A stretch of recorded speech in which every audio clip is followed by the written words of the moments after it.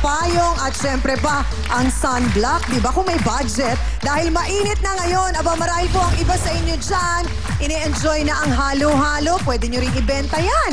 Ice candy para lumamig naman ang inyong pakiramdam.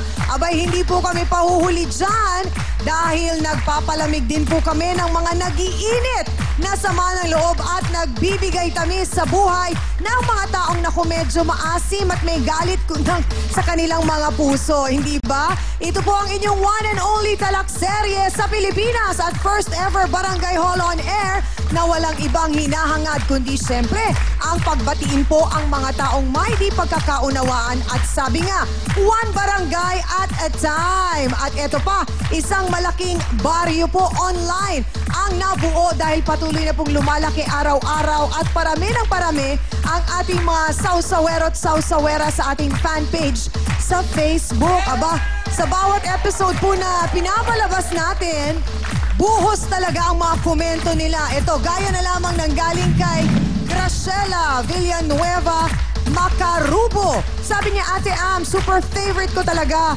ang F2F kasi po mas inuuna ko pa pong manood ng mga talakayan sa F2F kaysa maligo. Talaga?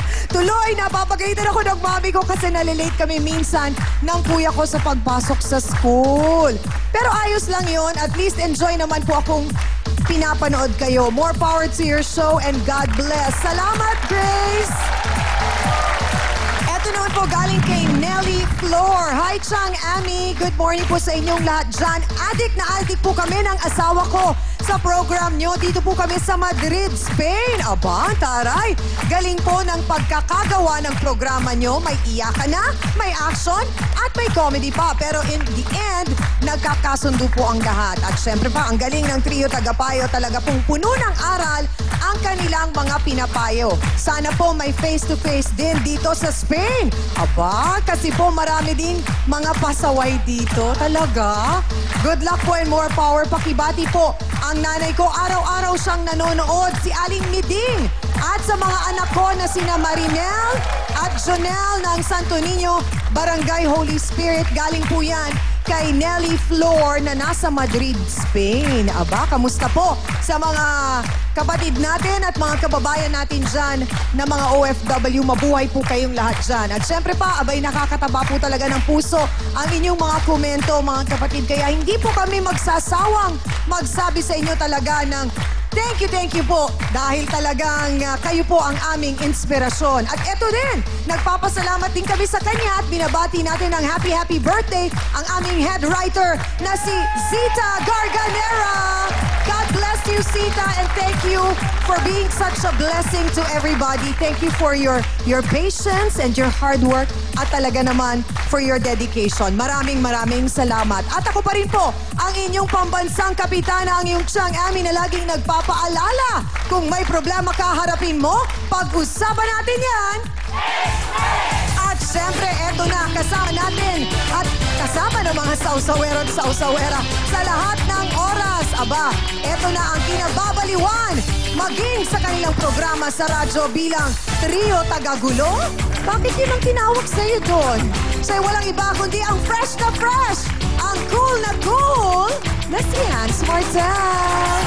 Happy morning! Naku, Chang! Huwag mo lang tanungin kung bakit Trio Tagagulo kami. Abay, pagsamahin mo ba naman si Laila Chikadora, si Chonky Bench, at idagdag mo pa ako. Naku, ang gulo talaga.